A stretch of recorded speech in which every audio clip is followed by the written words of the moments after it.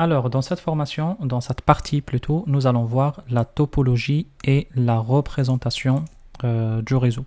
Généralement, quand on parle des réseaux, on parle de topologie qui représente ces réseaux-là. Et là, par exemple, on parle beaucoup plus de schéma de ce réseau-là et une description de comment fonctionne ce réseau. C'est que les schémas généralement qui représentent les réseaux, on les appelle le plus souvent les diagrammes de topologie ou les diagrammes des réseaux, et puis on utilise des symboles spécifiques pour les décrire, comme par exemple, vous voyez ici dans l'image précédente que on utilise ce symbole-là pour décrire un routeur, celui-là pour un pare-feu, etc., etc. Mais aussi on peut utiliser d'autres types de symboles pour décrire d'autres types d'équipements réseau. Par exemple, si je prends cette photo-là, nous allons voir globalement les différents symboles ou les symboles les plus importants qui peuvent exister. La partie périphériques finaux, comme les PC, les iPhones ou les tablettes, etc. La partie intermédiaire comme tout ce qui est switch, routeur, pare-feu, et puis la partie média où on fait généralement ce symbole pour décrire un sans fil. C'est qu'au final il n'y a pas de câble, c'est juste pour décrire que les données circulent entre ces deux points-là. Le LAN, c'est un câble direct, un câble droit, et les câbles WAN avec ces câbles rouges coupés au milieu, mais très honnêtement ces câbles WAN sont de moins en moins utilisés dans les réseaux d'aujourd'hui. Mais aussi, le plus important, c'est que si on fait ces symboles, c'est pour après décrire une architecture derrière. Et une architecture, elle est faite pour nous montrer comment l'information circule. On appelle ça un diagramme de topologie logique qui va nous illustrer. Allez, on va écrire un peu pour vous garder un peu la trace. On va dire que le diagramme de topologie logique, il va nous permettre de illustre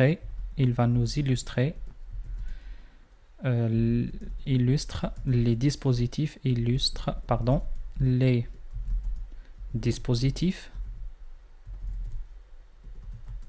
les ports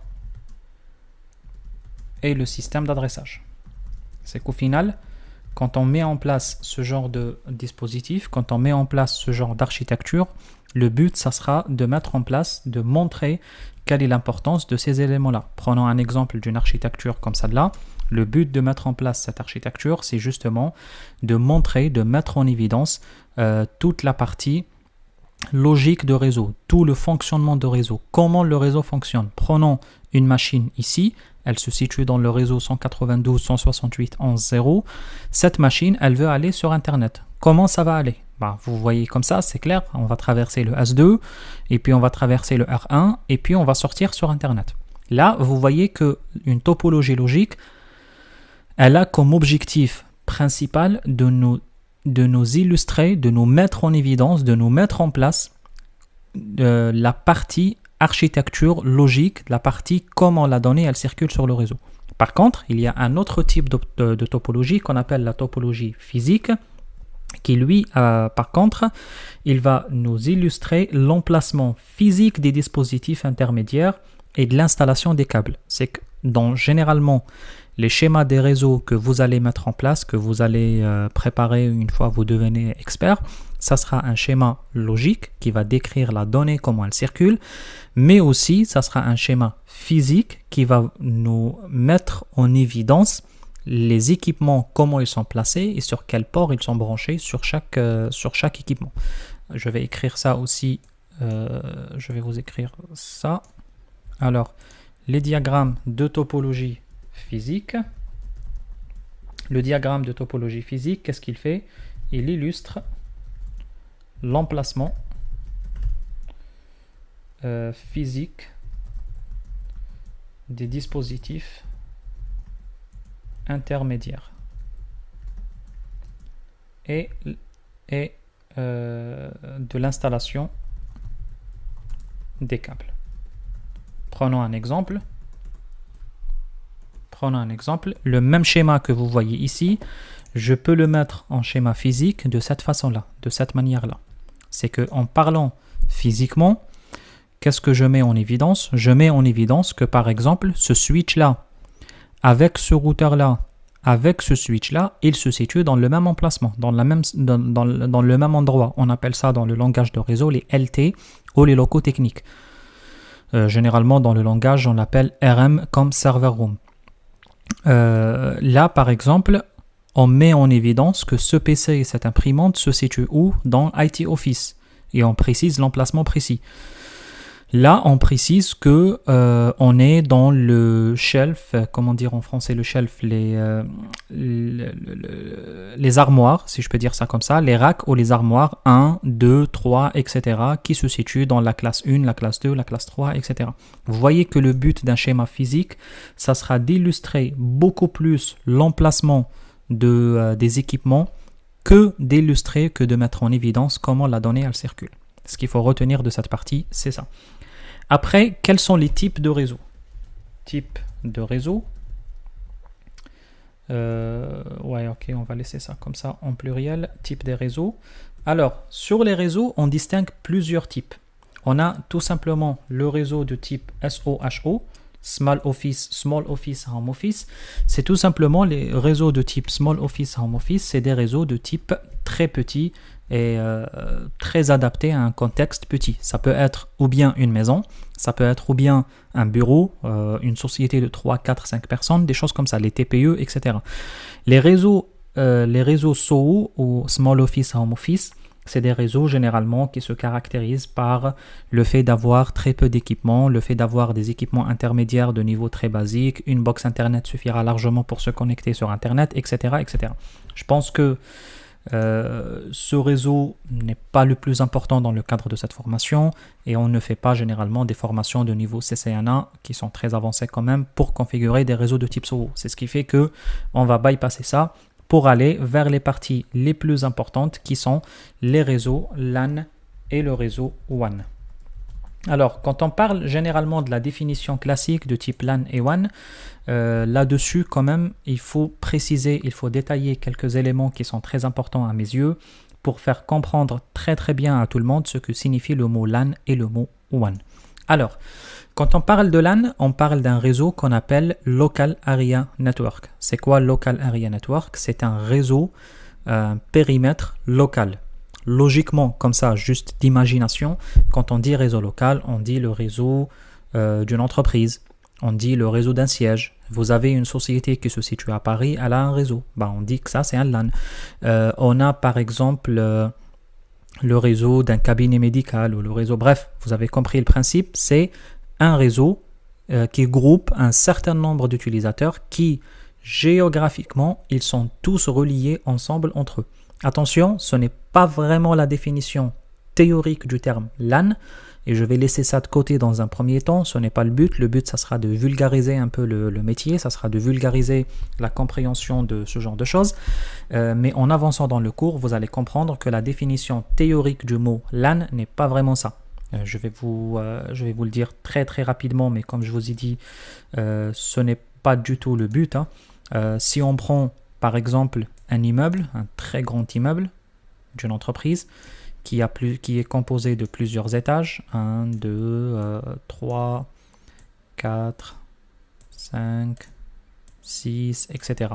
Généralement, quand on dit réseau local, LAN, tout simplement on veut dire le réseau de cette entreprise en quelque sorte. C'est le réseau de cette entreprise. C'est ce qu'on appelle un LAN.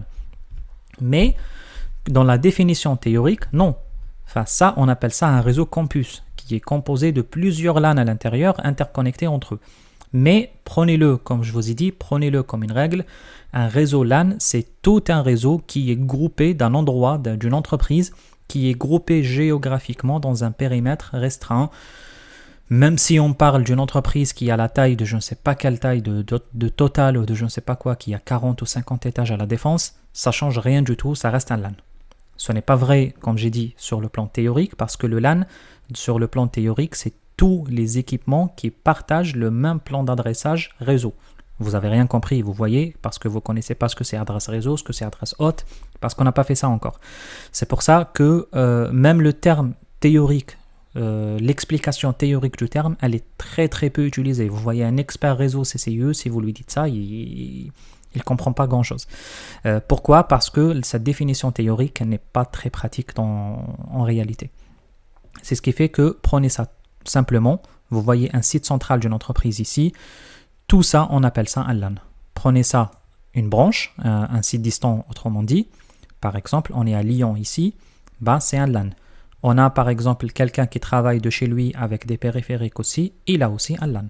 Tout simplement. Prenez ça comme ça. C'est la façon la plus simple qui vous permettra de comprendre ce que signifie un réseau LAN dans un premier temps. Après, dans un deuxième temps, nous allons détailler cette partie-là avec plus d'éléments. Après, le problème, c'est que le réseau LAN, il ne peut pas aller au-delà pour des caractéristiques techniques parce que, rappelez-vous, on a parlé des supports. Je vais effacer ça, il n'y a plus besoin. Rappelez-vous, on a parlé des différents supports utilisés. Rappelez-vous ici, on a parlé des câbles d'interconnexion. Et le problème, c'est que ce qui caractérise un réseau LAN, c'est que les câbles utilisés pour un réseau LAN ne permettent pas d'aller au-delà d'une distance spécifique. On parle de 100 mètres, 200 mètres, etc. Mais bon, peu importe. Le but, ça sera qu'un câble LAN ne permet pas, par exemple, même logiquement, on ne peut pas tirer un câble de Paris jusqu'à Lyon pour brancher deux utilisateurs. Ça passe pas. Ça va pas. C'est ce qui fait que on était obligé de développer des nouveaux réseaux, des nouvelles infrastructures de réseau qui répondent au mieux à cette problématique-là. Et on a appelé ça le WAN. Le WAN, c'est Wide Area Network, autrement dit le réseau à zone étendue. Et ce réseau à zone étendue, il nous permet d'aller au-delà de la distance d'un réseau local normal. C'est que, pour simplifier les choses, si vous branchez un site que vous avez à Paris avec un site que vous avez à Lyon, là, tout simplement, il faut passer par un réseau de type WAN. Si vous voulez brancher un utilisateur dans un siège à 16 rue Voltaire à Paris, avec un utilisateur qui se situe aussi à 16 rue Voltaire à Paris, mais en deuxième étage, là, vous parlez plutôt d'un LAN. Pourquoi? Parce que les technologies qui sont utilisées derrière, Ethernet pour le LAN et plusieurs autres, un PLS ou autre pour le WAN, n'ont pas les mêmes caractéristiques ou les mêmes portées de données. C'est ce qui fait que généralement pour mettre en place un réseau, on sépare entre les deux. Attention, il y a une explication très mauvaise de ce que c'est un LAN et un WAN. La plupart du temps, les étudiants me disent si je prends ici un PC, je l'interconnecte à un switch, par exemple à un autre PC ici, hop, on appelle ça un LAN. Très bien, bien joué. Et puis, le fait d'aller, par exemple, traverser Internet et puis partir sur un autre réseau, par exemple, vous avez ici un switch. Bon, on doit partir d'abord par un routeur, passer par un routeur ici, peu importe. Et puis, on rentre sur un switch. Et puis, le switch, on branche ici un premier PC. Puis, on branche ici un deuxième PC. Ici, on parle d'un WAN. C'est que ça, c'est LAN. LAN 1. Ça, c'est LAN 2. Et puis tout ça, c'est un WAN. Alors, si vous comprenez ça comme ça, attention, c'est totalement faux. Le WAN, c'est pas tout ça. Le WAN, il est là. C'est juste cette partie-là. C'est juste la partie qui permet l'interconnexion de LAN avec WAN. De deux LAN entre eux. C'est comme vous connaissez un switch ou un équipement intermédiaire qui interconnecte plusieurs équipements finaux entre eux. Un réseau WAN, il permet l'interconnexion de plusieurs réseaux LAN entre eux. Vous voyez, le principe est très très simple, est très très clair et très très facile. Le WAN, c'est le réseau qui permet l'interconnexion de plusieurs LAN entre eux. C'est pas l'ensemble des LAN interconnectés. C'est faux. Par contre, LAN plus WAN égale un réseau informatique, le réseau complet. Ça, ce que vous voyez ici, ce que j'ai mis en carré rouge là, c'est l'ensemble du réseau qui est constitué à l'intérieur de LAN, de plusieurs LAN, je vais mettre un S à la fin, plus WAN ou plusieurs WAN. Ça peut être plusieurs réseaux étendus aussi, mais on va dire plusieurs LAN interconnectés à travers un réseau étendu. C'est qu'il faut faire vraiment attention à cette définition-là. Je vois plusieurs élèves, je parle d'expérience à chaque fois que je travaille avec les élèves dans des formations. Ils confondent tous la partie définition théorique du terme LAN et WAN. Alors, pour résumer, je vais vous mettre un petit tableau qui va nous résumer la définition ou les définitions de LAN et WAN que vous allez trouver dans les ressources de la formation. Tout simplement, le réseau LAN, il est là pour interconnecter les périphériques terminaux dans une zone limitée. Le réseau WAN, il interconnecte les réseaux locaux, les LAN, sur des vastes zones géographiques. Le réseau LAN est administré par une seule organisation ou un seul individu. Généralement, le réseau LAN, il est tout simplement, on va dire, je vais utiliser un autre terme ici, on va dire que le réseau WAN, il est plutôt commissionné ou il est généralement géré. Généralement est géré par un ou plusieurs fournisseurs de services. Les réseaux LAN fournissent une bande passante haut débit aux appareils internes. Généralement, les réseaux étendus fournissent des liaisons à vitesse plus lente entre les réseaux locaux. C'est normal, les réseaux WAN sont moins rapides que les réseaux locaux. Alors, aussi, quand on parle des réseaux, on ne parle pas que de réseaux de type SOHO que je vais appeler réseau PAN. Il est plus célèbre par le mot PAN. C'est quoi PAN? C'est Personal Area Network, c'est les réseaux de zone personnelle. Mais il y a aussi les réseaux Internet. Alors, quand on parle d'Internet sur le plan technique, c'est quoi la définition exacte de réseau Internet? Tout simplement, quand on parle d'Internet, on parle principalement d'un ensemble de périphériques, ou aussi d'un ensemble de réseaux, que ce soit LAN ou WAN, qui sont tous interconnectés entre eux. C'est qu'autrement dit, il y a un réseau à part, qui est la propriété de personne. Ce réseau à part, il a plusieurs périphériques finaux, principalement des serveurs, plusieurs périphériques intermédiaires, principalement les routeurs qui permettent l'interconnexion entre les différents serveurs. Et puis, il y a les périphériques finaux de type client, qui sont nous-mêmes tout simplement, qui payons ce service-là, qui payons pour accéder à ce service-là, qui est offert par ces différents serveurs qui se situent à travers le réseau mondial. C'est qu'il faut comprendre que Internet, ce n'est ni LAN ni WAN, c'est un réseau à part.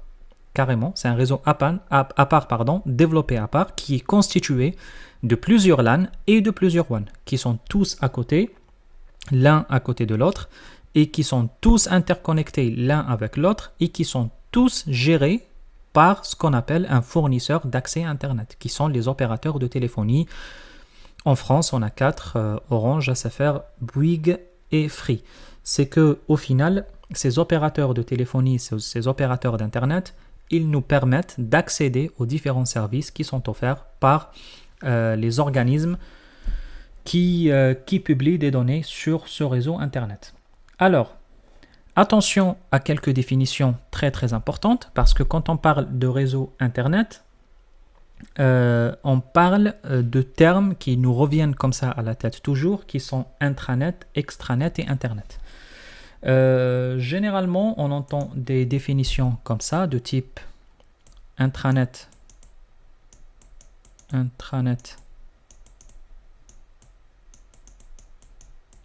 égale LAN, très bien, extranet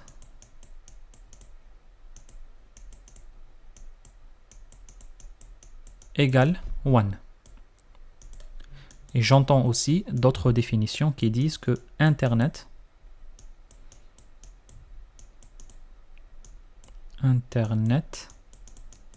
égale WAN. C'est que c'est à vous de choisir ce que vous voulez. Si vous voulez dire que Internet égale WAN, dites-le. Si vous voulez dire extranet égale WAN, dites-le. Dans tous les cas, intranet égale LAN, extranet égale WAN ou Internet égale WAN, c'est aussi totalement faux. Prenez-le très bien. J'essaye aussi de vous faire sortir de votre tête quelques mots, quelques termes que vous voyez par-ci par-là qui sont totalement faux. Et j'essaye surtout d'attirer votre attention à ces termes-là. Je vous le dis parce que je découvre par expérience en travaillant avec les élèves qu'ils confondent trop ce genre de choses. C'est pour cette raison que je veux bien partir sur des bases solides en vous donnant des informations claire et nette et précise. Dire que intranet égale LAN, c'est totalement faux. Ça n'a rien à voir. Dire que extranet égale WAN, ça n'a absolument rien à voir. Il faut vraiment comprendre ça. Quand on dit LAN et WAN, on parle infrastructure, on parle la taille de réseau, on parle les équipements intermédiaires, les technologies qu'on utilise pour l'interconnexion. C'est ça la définition de LAN WAN. C'est qu'on est plutôt, quand on parle LAN et WAN, on est plutôt dans le périmètre géographique. LAN, petit endroit, on est dans le même immeuble. WAN, on est dans deux villes complètement loin l'une après l'autre. On est en France et en Italie, on est à Paris, à Marseille. Bref, vous avez compris le principe. Par contre, quand on parle de définition de type intranet, extranet et internet, on est dans la définition applicative. On n'est pas dans la définition infrastructure physique emplacement. C'est que intranet ou internet ou extranet, peu importe à l'emplacement où vous êtes. Disons que vous êtes à l'intérieur d'un serveur, à l'intérieur de votre entreprise qui s'appelle, je dis n'importe quoi, www.exemple.com. Vous avez une entreprise qui s'appelle Exemple et qui a un site web qui s'appelle exemple.com. Et cette entreprise qui s'appelle exemple.com, qui est là, dans cet immeuble-là, elle est hébergée dans cet étage-là. Vous êtes dans cet étage. Et au rez-de-chaussée de l'immeuble, vous avez le data center où le serveur web est hébergé. Hop, comme ça. Et vous êtes là. Hop, hop, hop, hop. C'est bon. Vous allez prendre un PC et vous allez vous connecter sur le serveur web qui s'appelle exemple.com. Vous voyez, j'essaye de vulgariser parce que réellement, nous allons devoir sortir pour chercher le DNS, etc. Bref, mais j'essaye juste de vulgariser. C'est que là, vous voyez que vous êtes allé sur Internet. On parle Internet de type applicatif, bien que physiquement, vous êtes juste connecté entre le premier et le 5e étage. Vous voyez le principe. C'est que la définition de type LAN ou intranet ou extranet ou LAN WAN, ça n'a rien à voir. LAN WAN, c'est de l'architecture. Vous pouvez installer un petit serveur web à l'intérieur de votre machine et vous connecter. Et là, vous utilisez, applicativement parlant, des applications web. Par contre, vous êtes connecté sur le local, voire même sur la machine en soi. Il faut faire la différence entre ça. Ça ne veut pas dire que tu es sur le réseau intranet, que tu es obligatoirement sur le réseau local de l'entreprise. Non, tu peux être chez toi, tu peux être à n'importe quel endroit et te connecter sur le serveur intranet qui se situe peut-être à 800 km loin de chez toi. Ça n'a rien à voir, il faut surtout le comprendre. Généralement, la définition, quand on dit LAN et WAN, etc., c'est beaucoup plus fiable pour la partie applicative et pour la partie données, qu'est-ce qu'on fait avec les données. C'est que ce que je vais dire ici, intranet et extranet, et je vais tout simplement vous illustrer cette image-là qui va vous dire tout simplement que intranet, c'est un réseau applicatif. Vous allez ouvrir une page web et communiquer sur le web comme si vous êtes sur un site internet. Sauf que si vous n'êtes pas un salarié de l'entreprise, si vous n'avez pas des privilèges d'accès à l'intérieur de l'entreprise, vous ne pouvez jamais utiliser les privilèges ou les services de réseau intranet. On appelle ça intranet. Après, extranet, c'est que vous, les salariés de l'entreprise, avec des gens externes, mais qui ont un droit spécifique, ils peuvent accéder à des emplacements spécifiques. Prenons un exemple très simple, Amazon. Vous êtes un salarié d'Amazon, vous avez le droit d'accéder à l'intranet d'Amazon et voir des choses. Par exemple, poser vos congés ou faire des réclamations, demander, des services ou des privilèges, etc. Et puis, vous êtes par exemple un client d'Amazon, vous achetez un ordinateur, un téléphone, quoi que ce soit sur Amazon. Là, vous allez vous connecter sur votre espace personnel. Vous voyez que votre espace personnel, il est dédié à vous. Il n'y a que vous qui pouvez accéder à cet espace. On appelle ça un extranet. C'est un espace dédié qui traverse le réseau public, certes, mais c'est un espace dédié où seuls vous ou les personnes qui ont votre mot de passe qui peuvent l'utiliser. Et puis Internet, c'est le site amazon.com quand vous vous connectez sur le site d'Amazon et vous faites ce que vous voulez sur le site. Vous avez compris le principe entre les trois, j'espère. J'espère que c'est très clair pour cette définition de ce que c'est intranet, extranet et Internet. Après, pour vous connecter sur Internet, connexion à Internet, pour vous connecter sur Internet, qu'est-ce qu'il vous faut? Connexion à Internet. Qu'est-ce qu'il vous faut pour vous connecter à Internet? Principalement, quand on parle de la connexion Internet, on parle de différentes technologies qu'on peut mettre en place qui peuvent nous permettre, à nous, les utilisateurs finaux, de sortir au-delà de notre maison vers le réseau public ou le réseau qui nous permet d'aller jusqu'à Internet. Alors, c'est quoi ces technologies? Il y en a beaucoup. Je vais vous les résumer dans ce petit tableau que je vais vous mettre ici dans les ressources de la formation. Et ici, vous allez voir les différents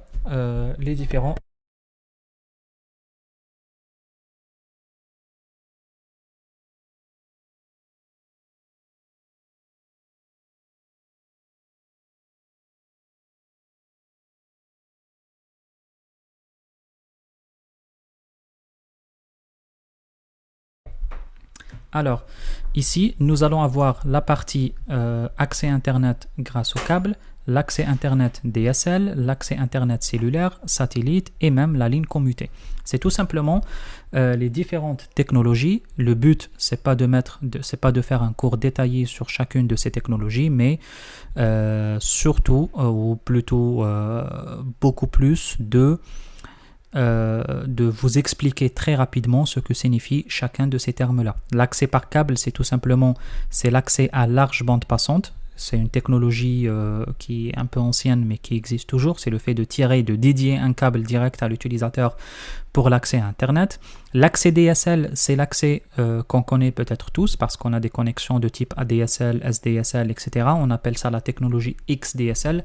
La technologie XDSL, c'est tout simplement la technologie qui consistait à utiliser les bandes de fréquence des lignes téléphoniques parce que vous avez un câble téléphonique ici et ce câble téléphonique, on utilisait d'habitude juste 33% de ce que puisse fournir ce câble téléphonique de bande de fréquence qui est de 1 MHz.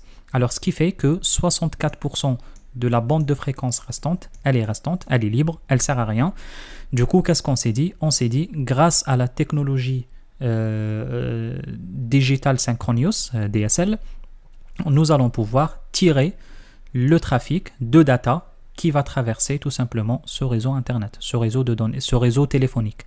Et du coup, on avait la technologie ADSL comme le A comme asynchronous, c'est que vous savez que sur Internet, vous avez un débit montant et un débit descendant, c'est que vous êtes l'utilisateur. Vous avez accès sur un serveur sur Internet, disons que Google ou Amazon. Alors, vous avez un débit qui sort de votre machine vers le réseau Internet et un débit qui va de réseau Internet vers votre machine. On appelle ça le débit ascendant, on appelle ça le débit descendant. Généralement, ce qui intéresse un utilisateur, c'est le débit descendant. C'est ce qu'il reçoit d'Internet parce que lui, un utilisateur n'envoie que des requêtes, pas plus que ça, que des demandes. Par contre, il reçoit des pages web, des vidéos, des photos, etc. C'est ce qui fait que le réseau ADSL était très adapté au contexte d'un utilisateur final qui envoie un débit ascendant très faible.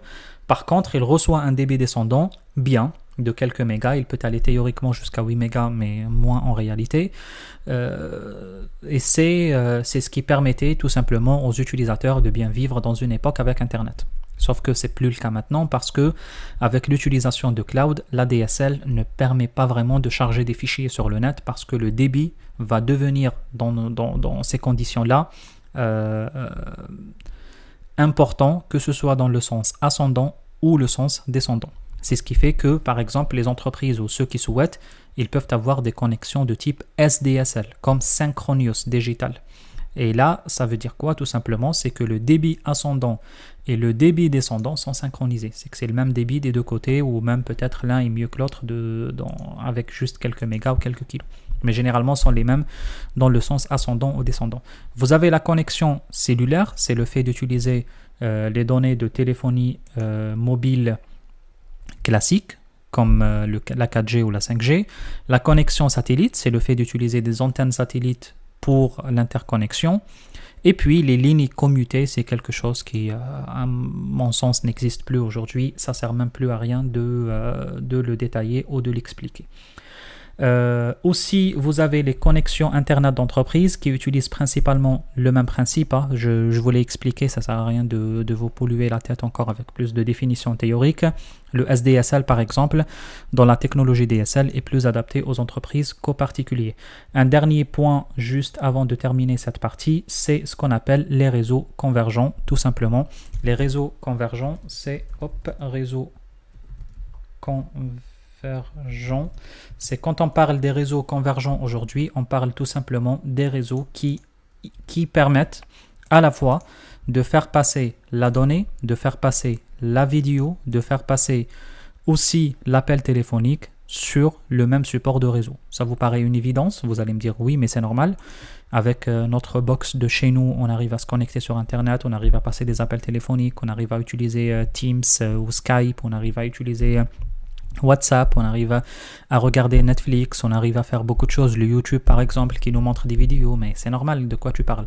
C'est vrai, parce que moi je vois pas l'utilité que Cisco parle de ça dans le cours, mais bon c'est pas grave, parce qu'il y a 20 ans, il y a 15 ans, les réseaux n'étaient pas convergents. Du coup, pour voir une vidéo, il faut monter un réseau de vidéos. Pour passer un appel téléphonique, il faut monter un réseau d'appels téléphoniques, un réseau téléphonique. Et pour envoyer une data de type afficher la page Google ou afficher votre mail, il vous faut un troisième réseau. Vous voyez que vous imaginez que s'il n'y avait pas aujourd'hui les réseaux convergents, chacun chez nous, il aura 3 réseaux différents avec 3 modems différents, 3 box différentes, etc., etc. Bon, vous avez compris, ça n'existe plus depuis même 20 ans aujourd'hui. Mais c'est bien à savoir, c'est bien toujours à le dire que les réseaux aujourd'hui convergent les datas, les vidéos et aussi l'appel téléphonique.